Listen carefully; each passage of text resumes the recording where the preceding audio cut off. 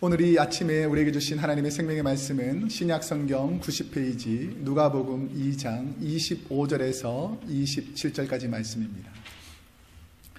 제가 하나님 말씀을 봉독해 드리겠습니다. 하나님 말씀을 경청하시기 바랍니다.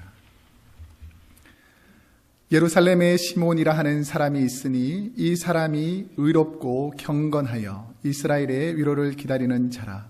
성령이 그 위에 계시더라.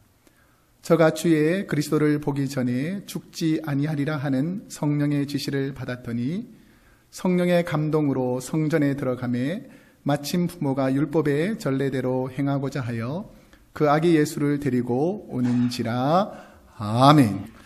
오늘은 누가복음 2장 25절에서 27절까지 말씀을 중심으로 가슴 설레며 기다린 그분이라는 제목으로 하나님 말씀을 선포하도록 하겠습니다. 제가 어저께 교회에 보니까 점심으로 우리 성도님들이 열심히 김밥을 만들어서 준비하고 계시더라고요. 그래서 자녀들이 소풍 가는 그 시간들을 격려해 주기 위해서 김밥을 만들어서 이렇게 저희에게 주셔서 너무나 감사하게 잘 먹었습니다. 그러면서 제가 초등학교 시절에 소풍 가던 날을 한번 생각해 봤어요. 소풍 가는 날은 어떤 기쁨이 있죠? 설레임이 있죠. 평상시에 맛있게 먹지 못하던 과자들을 그날만큼은 마음껏 가서 고를 수 있는 기회가 있습니다. 그래서 부모님하고 같이 가서 평상시에 먹고 싶은 과자를 많이 사가지고 집으로 오고, 그런 다음에 반드시 저녁에 하는 일이 있어요. 하나님께 손을 평상시보다 더 간절한 마음으로 손을 모으고, 하나님 내일은 비가 오지 않게 하여 주옵소서, 이렇게 간절히 기도하고 난 다음에 아침에 일어납니다. 그럼 제일 먼저 뭘 확인할까요? 창문을 열고 해가 막 하늘이 밝은가, 비가 오지 않는가, 이런 것을 체크한 다음에, 그러면 어머니가 아침 일찍부터 이렇게 김밥을 막 싸고 있습니다. 그러면 옆에 딱 붙어가지고 썰고 나면 이 꽁지 같은 게 남잖아요. 그럼 그거 하나 먹어보겠다고 내 자녀들이 막 이렇게 섰었던 그런 기억들이 납니다. 그래서 우리가 좋은 일들을 생각하면 기대함과 설레임이 있게 되는 것이죠. 가슴 설레며 소망을 가지고 무엇을 기다린다는 것은 기분이 좋은 일입니다. 사회심리학자인 에릭 프롬이라는 분은 오늘날 많은 사람들에게 설문조사를 해봤더니 94%가 인생의 목적이 무엇인가 라는 대답에 인생의 목적은 기다림에 있다라고 대답했더라는 것이죠. 더 좋은 환경을 기다리고, 더 좋은 기회를 기다리고, 더 좋은 소식을 기다리고, 기다리는 동안에 꿈을 가지고 행복해진다는 것입니다. 여러분들 천국 갈 소망이 있습니까? 그럼 인상 좀 피세요. 기쁨과 감사함이 있기를 소원합니다. 우리는 이 땅에 영원히 사는 사람이 아니라 천국 갈 소망과 기대감이 있다면 기쁘고 감사할 수 있더라는 것입니다. 노벨 평화상 수상자이면서 남아프리카 공화국의 최초의 흑인 대통령이 있습니다. 누구죠? 넬슨 만델라라는 아주 훌륭한 대통령이 있습니다. 그런데 이분은 27년 동안이나 반대하는 사람들에 의해서 감옥에서 생활을 하게 됩니다. 얼마나 힘들고 어려웠겠습니까? 좋지 않은 가장 힘든 상황인 감옥에서 27년 동안 보내는 기간이 얼마나 그 마음속에 답답하고 힘들고 고난이라고 생각할 수 있을 거 아닙니까? 그런데 그 와중에 만델라 대통령의 딸이 자녀를 출산한 거예요.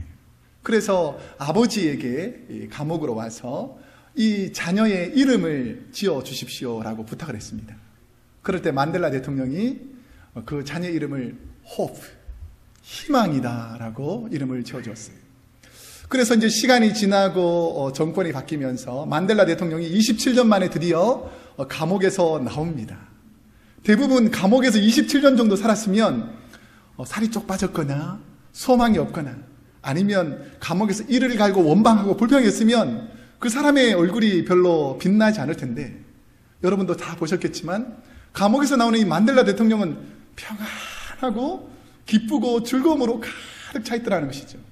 그래서 사람들이 물어봤습니다. 어떻게 27년 동안이나 감옥에 있었는데, 그 고난과 힘들고 어려운 상황에 있었는데 이렇게 밝은 표정으로 기쁨으로 나올 수 있느냐라고 말했더니, 나는 언제든지 이 감옥에 있으면서 때가 되면 반드시 기쁘고 즐거운 가족들과 만날 소망을 가지고 감옥에 있다 보니까 있는 생활들이 힘들지 않고 오히려 기다리는 기쁨 속에 있었다라고 만델라 대통령이 고백하더라는 것이죠.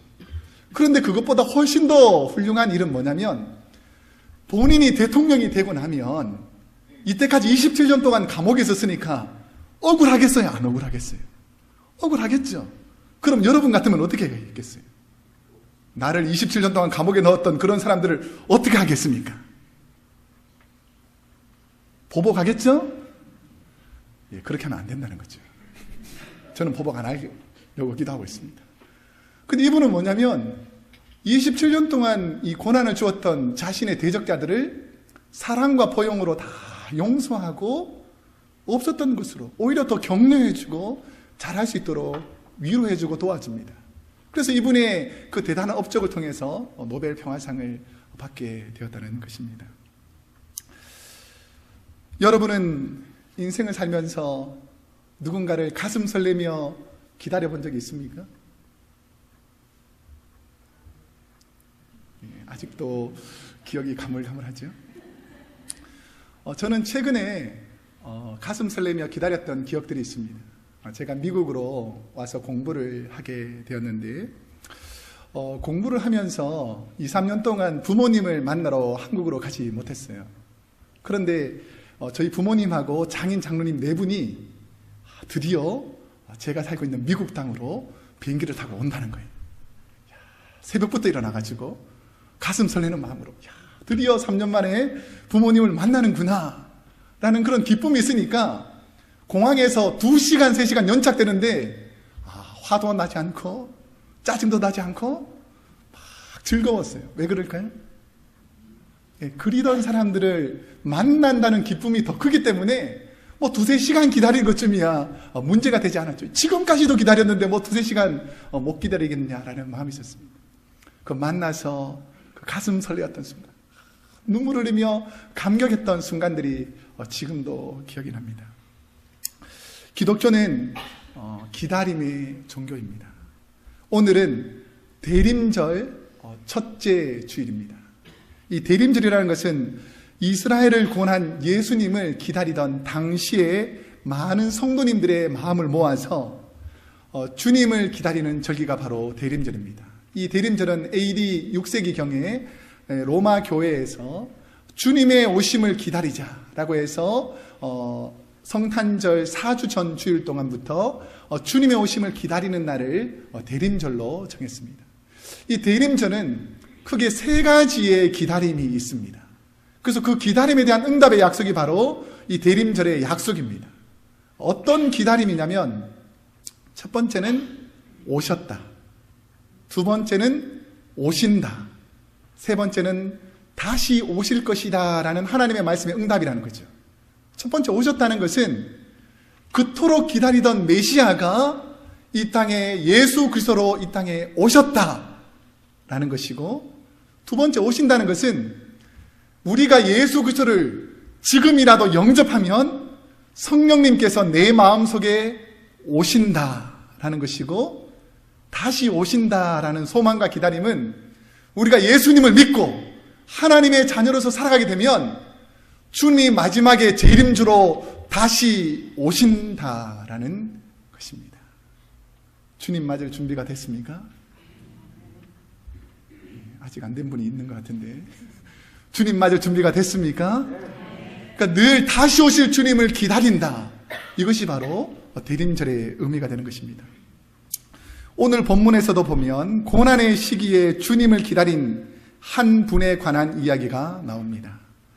고난의 순간을 지나시는 분들에게 필요한 말은 당신이 왜 실패했고 고난 받는지에 대한 논리적인 설명이 아닙니다.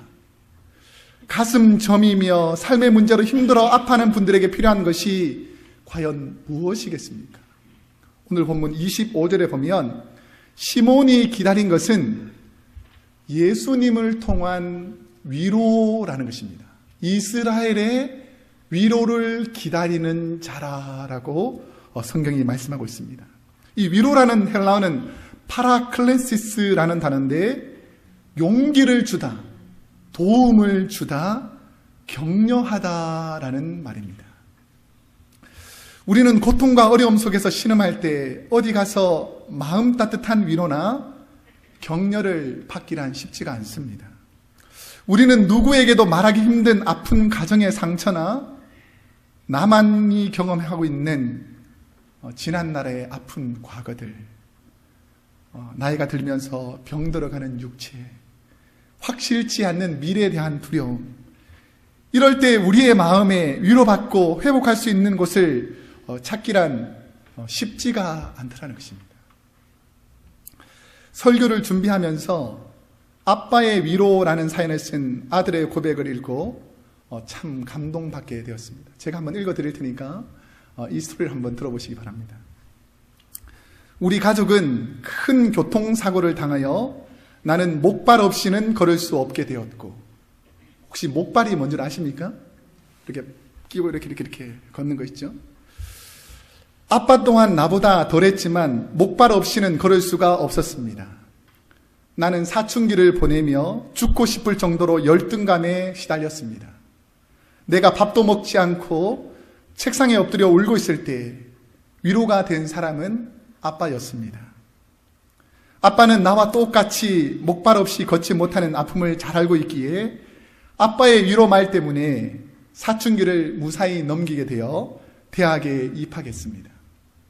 대학 입학식 날 아빠는 내가 자랑스럽다라고 격려해 주셨습니다. 나도 아빠의 격려가 큰 위로가 되었습니다. 그런데 졸업식을 마치고 나올 때 나는 너무나 놀라운 광경을 보게 되었습니다. 차도로 어린아이가 뛰어가는데 아버지가 갑자기 목발을 던지고 두 발로 그 아이를 향해서 전속으로 달려 그 꼬마를 교통사고 당하는 순간에서 막으셨습니다. 나는 너무 놀라 엄마 봤지? 아빠가 걸어. 놀라 소리를 지는 나에게 엄마는 놀라지 말고 내 말을 잘 들어. 아빠는 4년 전 교통사고 당시 팔만 조금 다치셨는데 같은 아픔을 가져야만 너를 위로할 수 있다고 4년간 목발을 짚고 너와 함께 다니신 거야. 나는 하염없이 흐르는 눈물을 닦으며 아빠 품에 안겼고 아버지는 나를 꼭 안아주셨습니다.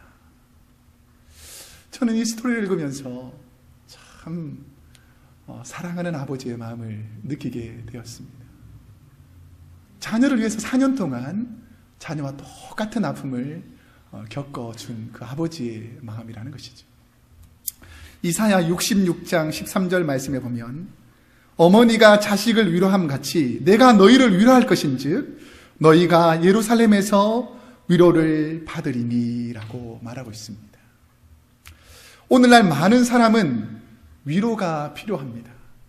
아내는 남편에게, 남편은 아내에게, 부모는 자녀에게, 자녀 또한 부모에게 위로가 필요한 시기에 살고 있다는 것입니다. 힘들 때 위로해 주는 한마디 말이 얼마나 큰 힘이 되는지 모릅니다. 잘 들어보세요. 힘내세요. 잘 될 거예요. 하나님이 도와주십니다. 고통받는 사람에게 필요한 것은 따뜻한 위로의 말이라는 것입니다. 자, 우리 교회에서 잘하는 게 있죠? practice. 자, let's practice. 제가 한번 말씀드릴 테니까 잘 따라 하시는 거예요. 옆 사람에게. 힘내세요. 잘 될 거예요. 하나님이 도와주십니다. 이제 세 가지를 동시에 보겠습니다. 시작. 힘내세요. 잘 될 거예요. 하나님이 도와주십니다. 얼마나 좋은 말입니까? 안 돼. 너는 안 될 거야. 하나님이 안 도와줘. 이런 말이 얼마나 힘들겠어요. 그런데 힘내세요. 잘 될 거예요. 하나님이 도와주십니다.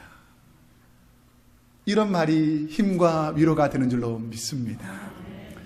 저는 어렵고 힘든 일을 겪는 분에게 강준민 목사님이 2009년도에 쓰신 나를 위로하신 하나님이라는 책을 권면해 드릴 때가 있습니다. 환난 중에 있는 분들을 향한 위로하시는 하나님에 대한 내용이 너무나 잘 쓰여져 있습니다. 이 책은 모두 12챕터로 쓰여져 있는데 마지막 12번째 챕터에 이런 말이 나오는데 제 마음에 참 와닿았습니다. 뭐냐면 하나님께 오래 쓰임받기를 원한다면 오래 견뎌야 한다라는 것이죠. 기다리고 참고 견디면 하나님께 크게 쓰임받는 줄로 믿습니다. 저는 시몬이 기다린 이스라엘의 위로를 한번 묵상해 보았습니다. 하나님께서는 하나님이 사용할 사람들을 기다림이라는 용광로에 던져서 자신의 상처와 아픔을 모두 태워 녹여버리시고 마지막에는 기다릴 힘도 기다릴 이유조차도 없게 만드신 후에 그냥 아침에 살아있으므로 하루를 살아가는 그런 존재로 만들어 가실 때가 있습니다. 그러나 지나고 보면 그 기다리는 과정을 통해서 낮아지고 작아지고 정화되어 겸손한 자로 만들어서 하나님께서 오래 사용할 수 있는 도구로 만들어 가신다는 것입니다. 고난이 있는 분들 조금만 참고 기다리세요. 하나님께서 위로하여 주실 줄로 믿습니다. 저는 최근에 성도님들을 신방하고 상담하면서 성도님들이 힘들고 어려워하는 부분들을 부족한 저에게 상담을 요청할 때가 있습니다. 그러면 교회나 아니면 가정에서 상담을 하는데 저와 저희 아내가 하는 일들이 간단합니다. 가만히 앉아 있으면 이분이 아픈 상처들을 쭉 말씀하세요. 그러면 우리는 그냥 그렇군요. 기도하겠습니다. 어떻게 할까요? 이렇게 하면 이분이 또 계속 말씀을 하세요. 그러고 나면 이제 눈물을 펑펑 흘리면 우리는 냅킨을 갖다 드리고 우리도 그분들의 사정을 들어보니까 너무 안타까우니까 우리도 그냥 함께 우는 거예요. 그냥. 너무 안 됐구나. 마음속으로 생각해보니까 너무너무 안 된 사정이거든요. 같이 울고 뭐 짧게는 1시간, 길게는 2-3시간 그냥 쭉 들어주다 보면 그 가운데 성령님이 역사하는 거예요. 그러면서 그분들의 마음을 위로하시고 그분들에게 하나님께서 주시는 은혜를 경험하도록 하나님께서 도와주십니다. 그러면 우리가 그 기도 제목을 듣고 난 다음에 그 다음 날부터는 새벽에 나와서 그분들의 사정을 듣고 기도를 시작합니다. 근데 놀라운 사실은 뭐냐면 부족한 우리는 아무 능력이 없는데 하나님께서 성령님을 통해서 그분의 가정들을 역사하기 시작하는 거예요. 그래서 그 다음 주간이나 그 다음에 오시면 저에게 와서 너무 감사하다고 하나님께서 내 삶의 문제를 해결해 주셔서 너무너무 큰 위로가 되고 감사하다고 고백하게 됩니다. 저는 그걸 통해서 하나님께 더 큰 위로를 받아요. 하나님 감사합니다.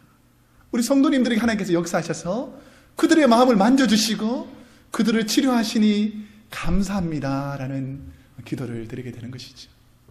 여러분, 우리의 힘든 상황을 우리 하나님께서는 알고 계신 줄로 믿습니다. 여러분이 힘들 때 하나님께서 도와주고 계신다는 사실을 잊지 않기를 축복합니다. 고난의 현실 가운데서도 오랜 시간의 기다림 속에서도 시몬이 변함없이 예수님을 기다린 힘의 원천, 시대적 고난 가운데서도 포기하지 않고 기다릴 수 있었던 힘은 시몬의 신앙적 성품과 아주 밀접한 관련이 있다는 것입니다. 시몬이 도대체 어떤 믿음을 가지고 있었기에 그 어려움 중에서 주님의 위로를 받을 수 있었을까? 25절 말씀에 보면 시몬을 이렇게 말하죠. 이 사람이 뭐라고 되어 있습니까? 의롭고 경건하여 라고 말씀하고 있습니다. 하나님 앞에 의로움과 경건함이 있는지를 우리는 고난 중에 점검해 봐야 합니다. 의롭다라는 헬라어는 디카이오스인데 하나님과 밀접한 관계를 가지고 있는 사람을 뜻할 때 의롭다라는 것입니다. 다음에 경건하다라는 것은 율라베스라는 단어인데 꽉 붙잡다라는 것입니다. 그래서 의롭고 경건하다라는 의미를 풀어서 해석해 보면 내가 하나님을 깊이 신뢰하기 때문에 세상의 사람들, 환경들, 조건들을 붙잡는 것이 아니라 나는 하나님만 꼭 붙잡고 하나님 뜻대로 살겠다라는 것이 바로 시몬과 같은 의롭고 경건한 사람이라는 것이죠. 이 말씀을 오랜 기다림 가운데 포기하지 않고 낙심하지 않고 기다릴 수 있었던 것은 오늘 본문 26절에서 시몬이 고백하는 것과 아주 밀접한 관계가 있습니다. 그리스도를 보기 전에는 죽지 아니하리라 하는 성령의 지시라는 것이죠. 이것을 다른 말로 말하면 성령님께서 말씀하신 말, 하나님의 약속을 붙잡았다라는 것이죠. 고난 중에 어려움 중에 있다 할지라도 하나님께서 나를 사랑하신다는 그 말씀 변치 않는다면 나는 하나님의 사랑 때문에 살아갈 수 있는 줄로 믿습니다. 하나님의 약속을 믿고 기다리지만 기다릴 때 그 기다림이 길어지고 눈앞에 구체적인 결과가 오지 않을 때 성도들에게 공통적으로 일어나는 일들이 뭔지 아십니까? 불안함, 초조함이 생긴다는 것이죠. 왜 기도했는데도 응답이 되지 않을까? 내가 이 고난 가운데서 왜 벗어나지 못할까? 불안하고 하나님의 약속이 과연 맞는가라고 의심할 때가 있습니다. 분명히 오늘 본문의 시몬 또한 오랜 기다림 가운데 하나님의 약속에 대한 의심이 있었을 만한데도 불구하고 성경 그 어느 곳에서도 시몬이 기다리면서 의심하지 않았다라고 고백하는 이유는 뭐냐면 시몬의 성품 자체가, 시몬의 신앙 자체가 의롭고 경건한, 하나님의 말씀을 붙잡고 하나님을 전적으로 신뢰하는 말씀을 의지하는 사람이었기 때문에 기다리면서도 흔들리지가 않았다는 것입니다. 우리가 잘 아는 창세기 12장 1절에서 3절에 보면 75세 때 아브라함이 본토 친척 아비의 집을 떠나라고 하나님께서 말씀하시잖아요. 그럴 때 하나님께서 약속하십니다. 내가 네 자손을 하늘의 별과 같이 땅의 모래와 같이 많게 해주겠다는 것이죠. 그 약속이 1년, 2년 안에 이루어진 것이 아닙니다. 오랜 시간, 아브라함이 100세가 되었을 때 이루어짐에도 불구하고 아브라함은 신실하신 하나님의 약속을 믿고 기다렸기 때문에 그 약속이 성취되었다는 것입니다. 우리의 신앙생활이 왜 위로가 필요하겠습니까? 그것은 어떤 고난 중에서도 신실하신 하나님의 약속을 붙잡는 의로움, 경건함이 지속된다면 우리는 하나님의 은혜를 경험하며 살 수 있게 되는 것입니다. 저는 지난 추수감사주일에 우리 크로스웨이 교회를 위로해주시는 성령님의 임재를 경험하게 되었습니다. 제가 지난 수요일 때도 잠깐 말씀을 드렸는데 추수감사절 전 월요일 날, 그러니까 추수감사절이 되기 전 월요일 날 제가 꿈을 꾸게 되는 거예요. 꿈을 꾸는데 하나님께서 은혜를 주셔가지고 추수감사절 주일날 우리 교회가 가득 차는 그런 성도들의 모습을 보여주셨어요. 그래서 너무 감사하다, 기쁘다, 즐겁다 이렇게 돼야 되는데 그게 아니고 추수감사절날 이렇게 우리 교회가 가득 찼는데 제가 설교자 아닙니까? 설교자. 그런데 설교가 하나도 준비 안 된 거예요. 그래가 내 지금 설교 순서가 돼가지고 지금 나가야 되는데 원고도 없고 준비도 하나도 안 된 거예요. 얼마나 막 긴장이 되는지 꿈속에서 이거 이러면 안 되는데 내 순서가 돌아오면 큰일 나는 내가 올라와서 설교를 딱 하려고 하는 순간에 눈이 딱 깨졌어요. 꿈이 와서 얼마나 감사한지, 설교 하나도 준비하는 게 꿈이어서 얼마나 감사한지 몰랐습니다. 그 한 주간 제가 어떻게 했겠어요? 열심히 혹시나 빠졌나 열심히 준비했죠.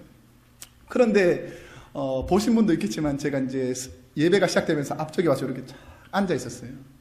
그런데 들어오시는 분들이 밝고 기쁘고 웃고 감사하는 모습을 쫙 보여주면서 성령님께서 제 마음속에 이렇게 말씀하는 것입니다. 찬우야, 내가 너의 꿈의 약속을 이루어 주었지. 그까지만 이루어 주셔서 얼마나 감사한지. 설교 말씀을 준비하는 거예요.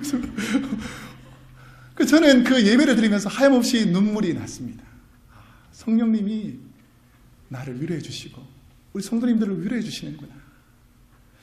하나님께 기도하면서 하나님을 예배하고 어렵고 힘든 순간을 지나가니까 하나님께서 좋은 것을 주시는구나 라는 위로의 말을 들으면서 하염없이 감사해서 눈물을 흘렸던 지난주일이 생각이 납니다. 그러면 우리가 힘들고 어려울 때 위로는 누구로부터 오는 것인가 라는 것을 잘 알 필요가 있다는 것이죠.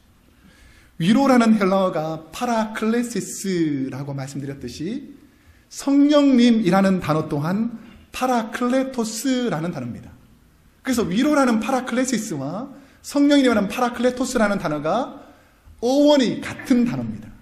그래서 위로를 줄 수 있는 것은 세상이 아니라 바로 성령님이 우리를 위로하신다는 사실을 알라는 것입니다. 당시 시몬이 예수님을 기다리던 시대적 배경을 살펴보면 로마 황제 가이사 아구스도가 태어난 곳에 다 돌아가서 너가 태어난 곳에서 이름을 다시 호적하여라라고 온 백성들에게 명령을 내렸습니다. 그래서 이 요셉과 마리아가 자기 고향에 있는 예루살렘 성으로 가게 되어서 결국 베들레헴에서 예수님을 탄생하게 합니다.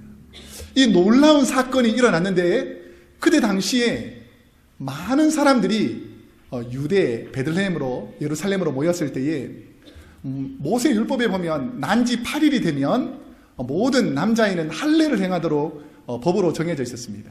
그래서 예수님도 난지 8일이 되었기 때문에 모세 율법을 따라서 할례를 하려고 성전으로 가게 되었던 것이죠. 당시 성전에는 마리아와 요셉뿐 아니라 수백 명의 부부들이 아기들을 할례받기 위해서 예루살렘 성전으로 올라가고 있었을 것입니다.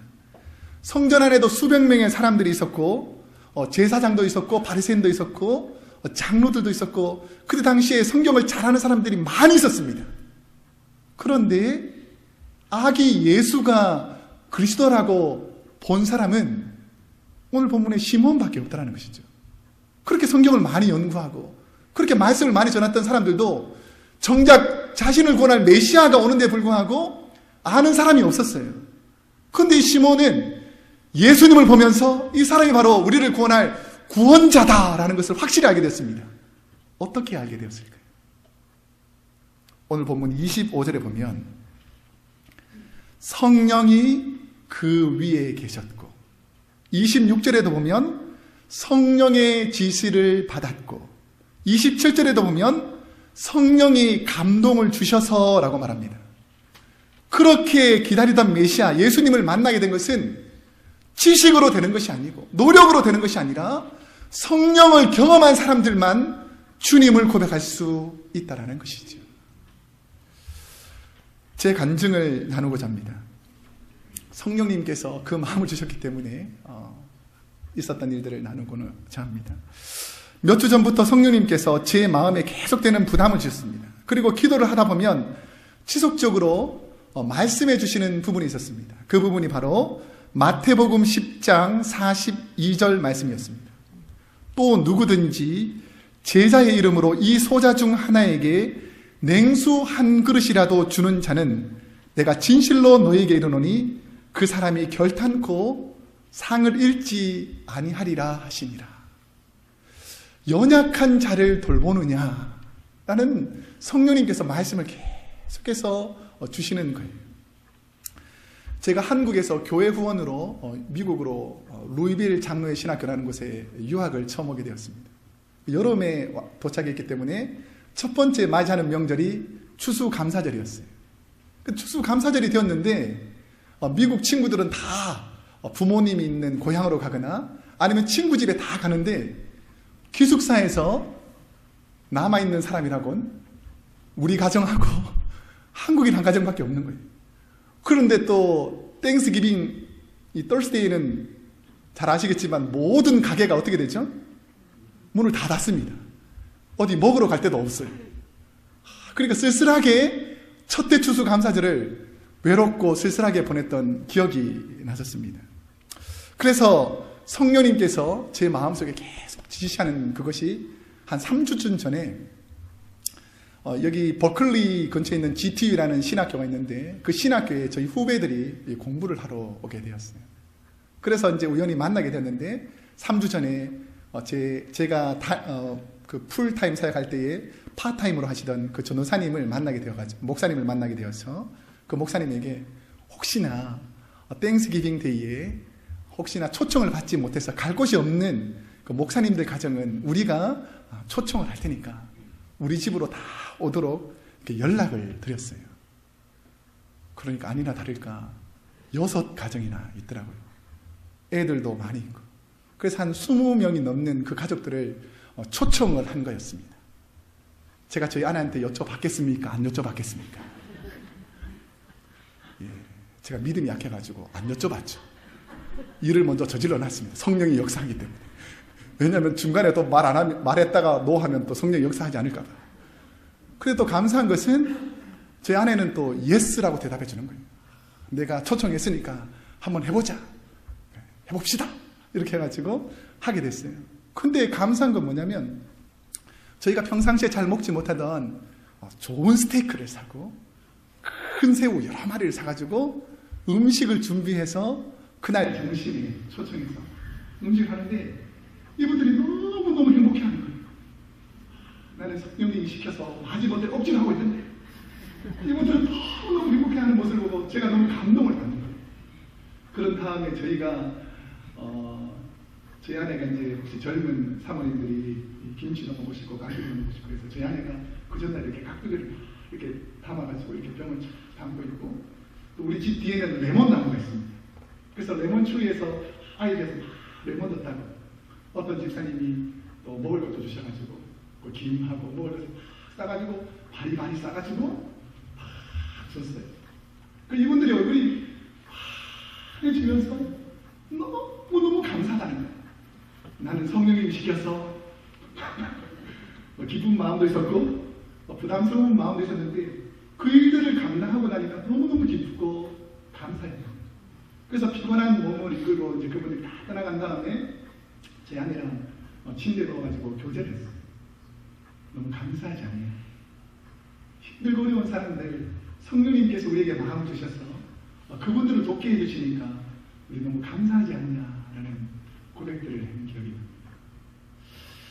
저는 그 옛날 가슴 설레며 예수님을 기다렸던 시몬의 마음이 그와 같지 않았나 생각해 보았습니다.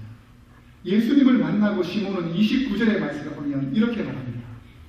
주제여 이제는 말씀하신 대로 종을 평안히 놓아주시는도다.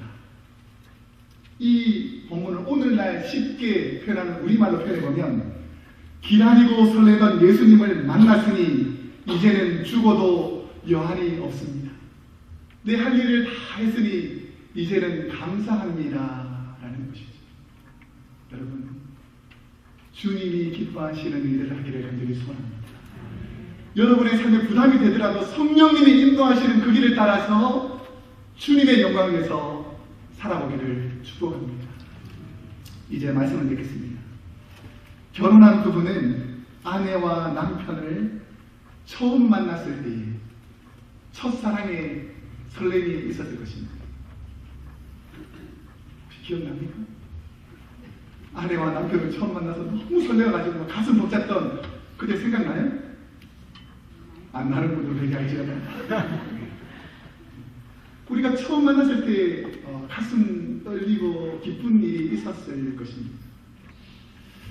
여러분의 아내와 남편을 통해서 가슴 떨리고 기쁜 일도 있어서 즐거웠겠지만 우리에게 더 가슴 떨리고 기쁜 일이 있다는 것이죠. 예수 그리스도가 우리의 신랑이 되는 줄을 믿습니다. 다시 오실 예수님이 나의 신랑이 되시기 때문에 우리는 첫 번째 오셨던 예수님께서 이 땅에 구원의 문을 활짝 열어놓으셨다면 다시 오실 나의 신랑 되신 그 예수님은 우리를 고통이 없고 아픔이 없고 슬픔이 없는 아름다운 천국에서 영원토록 함께 사는 복된 그분이 바로 우리 주님이신 줄로 믿습니다. 저는 그 예수님을 생각하면 지금도 가슴이 두근두근 떨립니다. 사랑하는 성도 여러분, 이 성탄의 계절에 주님의 마음을 가지고 연약한 자를 들고는 믿음의 자리에 있기를 축복합니다. 기도합니다.